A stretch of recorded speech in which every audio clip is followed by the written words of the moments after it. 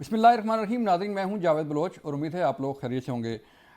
पाकिस्तानी सियासत में जो है वो तेज़ी आती जा रही है और तशवीशनाक सूरत ये है कि अभी हुकूमत को एक माह हुआ है और उसके ख़िलाफ़ तहरीकें चलना शुरू हो गई हैं।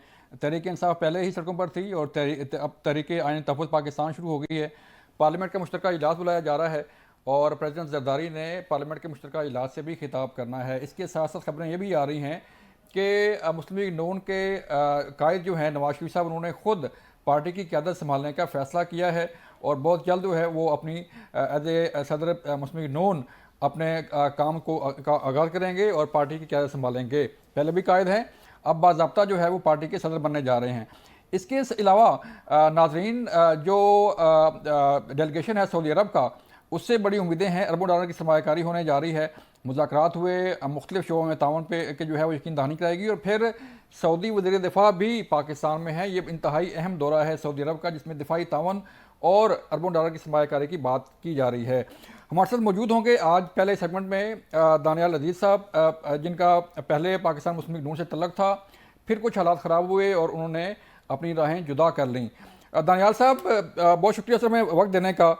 सर, एक तो बताइएगा कि आज पहली खबर तो हम आपसे जो है वो जो शेयर करने जा रहे हैं या पूछेंगे वो ये कि मुस्लिम लीग नून के कायद नवाज शरीफ साहब खुद पार्टी की क़यादत संभालने जा रहे हैं, तो इसको किस तरह देखते हैं सर? पहले भी वो कायद थे, अब अगर प्रेसिडेंट बन जाएंगे तो उससे क्या फ़र्क पड़ेगा पार्टी को?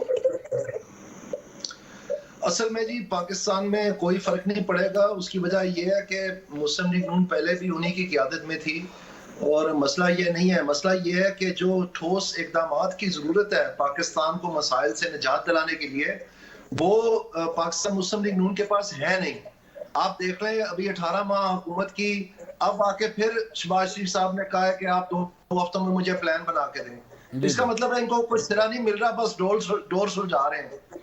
और इन हालत में पाकिस्तान के पास अभी तजर्बों का वक्त नहीं है और हालत पाकिस्तान की इतनी पतली हुई है कि ये जो है ना, ये अनाड़ियों का टाइम नहीं है। अनफॉर्चुनेटली मुझे अफसोस से कहना पड़ता है कि जो लोग अपने आप को मंजे हुए समझते थे, जी जी। वो साबित हो गया कि उनके पल्ले ही कुछ नहीं है। उसमें सबसे बड़ा जो मैं समझता हूँ फुकदान है, वो ये है कि पाकिस्तान में जो प्लानिंग कमीशन है, वो जिम्मेदार है पाकिस्तान में इकोनॉमिक कोऑर्डिनेशन और इकोनॉमिक पॉलिसी के लिए। ठीक और है। वहां पर जो साहब बैठे हुए हैं, उन्होंने पहले भी पाकिस्तान को महंगा एहसन इकबाल महंगा साहब की तरीन बात कर रहे हैं ना? करेंगे वक्त बताया, और अभी भी आप देख रहे हैं कि किसी किस्म का प्लान नहीं सामने आ पा रहा। तो वहाँ तो सर एहसन इकबाल साहब हैं और एहसन इकबाल साहब के साथ तो आपकी कहते हैं कि जाती लड़ाई है, एक हल्का की लड़ाई थी और तूल पकड़ गई और फिर पार्टी को बीच में आना आना पड़ा। तो एहसन इकबाल साहब तो सिर्फ एक वजीर हैं सर, पूरी हुकूमत जो है शहबाज शरीफ साहब लीड कर रहे हैं इस हुकूमत को। तो आप एज ए होल जो है वो पूरी गवर्नमेंट को जो है मोटे इल्ज़ाम ठहरा रहे हैं। बिल्कुल, मैं आपको कह रहा हूं कि इनके पास कोई किसी किस्म का प्लान नहीं है। प्लानिंग का मैंने इसलिए जिक्र किया क्योंकि government of Pakistan rules of business के मुताबिक जी जो इकोनॉमिक कोऑर्डिनेशन और इकोनॉमिक पॉलिसी है, वो प्लानिंग कमीशन की जिम्मेदारी है। वो मैं नहीं कह रहा, ना मेरी कोई जात का इशू है, मैंने तो नहीं लिखे government of Pakistan rules of business, वो 1973 के लिखे हुए हैं। तो इसलिए आप जो मैं बात कर रहा हूं उसको मेरे जातियात के हवाले से कह के तो उसको मस्त ना करें, ये हकायक है। जी। ये तो खट्टू वजीर है। सर, आप भी तो इस हुकूमत का हिस्सा रहे हैं। अपना दानियाल साहब, आप भी तो इस गवर्नमेंट का हिस्सा रहे हैं, पार्टी का हिस्सा रहे हैं। आपके कायद रहे हैं नवाज शरीफ साहब और शहबाज शरीफ साहब के साथ भी आपने काम किया हुआ है। तो क्या वजह, पहले भी तो यही लोग थे दानियाल साहब जो डिलीवर कर रहे थे या हुकूमत चला रहे थे, तो अब उसमें क्या फ़र्क है? वही इसाक डार हैं, वही शहबाज शरीफ हैं, वही नवाज शरीफ साहब हैं, वही मरीम नवाज साहबा हैं। अच्छा किया आपने साहब डार साहब का कर दिया, उनको तो करीब भी नहीं जाने दिया किसी ने फाइनेंस मिनिस्ट्री के। बल्कि अभी तक भी आप देख लें, जो ये शहजादा साहब जो सऊदी अरेबिया के हैं, जो तशरीफ ला रहे हैं, जी वो उस वक्त है जबकि फाइनेंस मिनिस्टर जो है वो गया हुआ है अपनी स्प्रिंग मीटिंग्स के लिए यूएस में आईएमएफ के साथ। जी जी। और कैसी अजीब बात है कि ये उनका उसी वक्त दौरा रखा गया कि जब वो मुल्क से बाहर होंगे, तो वो अभी तक भी नहीं बाज आ रहे। हम्म। तो इसका मतलब है सर कि हुकूमत के हालात पतले ही हैं जो है वो, फिर इसका तो हम मतलब यही ले लेना कि हुकूमत जो है वो चल नहीं पा रही।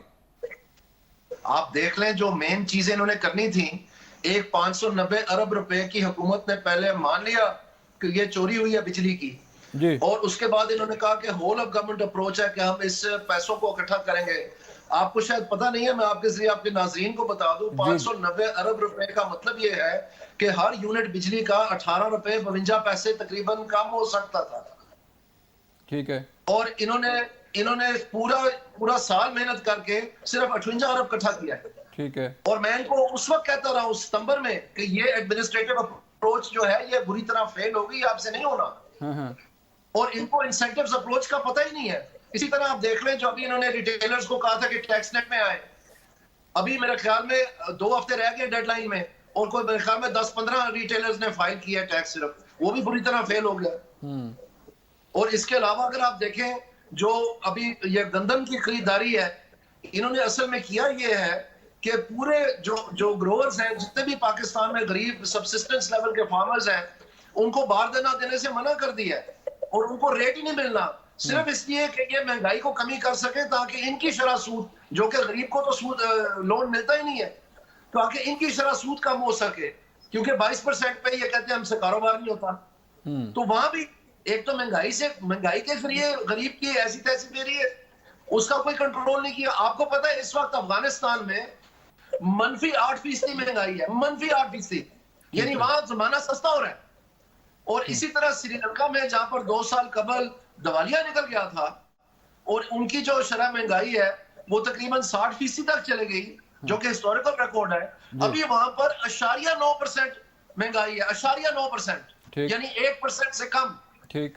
और यहां पर क्या हुआ है कि IMF ने आज की रिपोर्ट में यह कहा है कि पाकिस्तान में 1% महंगाई और उन्होंने अपने एनालिसिस में बढ़ा दी है, और अगले साल भी कहा है कि यह डबल डिजिट में रहेगी। तो दानियाल साहब, आप क्या समझते हैं? ज़ाहिर बात है, जब IMF के साथ डायलॉग होते हैं, IMF की शरायत भी होती हैं, और जिसका असर डायरेक्ट अवाम पर पड़ता है, और अवाम को महंगाई का बोझ जो है उठाना पड़ता है। तो आप समझते हैं कि जो IMF के साथ डील होने जा रही है, तो ये बताइएगा कि आपके ख्याल में ये डील कामयाब हो जाएगी? और अगर ये डील कामयाब होती है तो अवाम पर क्या असर पड़ेगा सर? मुल्क पर क्या असर पड़ेगा? मईशत पर क्या असर पड़ेगा? देखें, IMF को जो है ना, ये बड़े तरीके से IMF का सहारा लेके तो अवाम को कहते हैं कि हम मजबूर हैं, असल बात बताते नहीं है। IMF के पास कौन कह रहा है इनको जाने को? इसलिए जाते हैं IMF के पास क्योंकि इन्होंने तबाही चाहिए, और जब उस तबाही मचाने को दुरुस्त करना पड़ता है और अवाम को जवाब देना पड़ता है, फिर ये कहते हैं जी IMF ने किया। IMF ने नहीं किया, ये हुकूमत पाकिस्तान ने किया जो कुछ भुगत रहे हैं अवाम।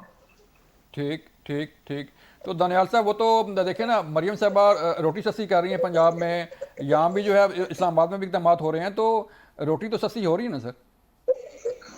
रोटी सस्ती जो ये कह रहे हैं, मैं आपको बता रहा हूं कि गंदम की कीमत इस वक्त खरीदारी ना करके, तो वो जानबूझ के हुकूमत जो है ये फ्लड ला रही है, और गरीब को पहले इन्फ्लेशन के जरिए मारा था, अब उसको जो छोटा मोटा रोजगार मिलना था अपनी काश्त के जरिए से, अब उसको वहां मार रहे हैं, और बता रहे हैं कि जी हमने बड़ा कमाल कर दिया है।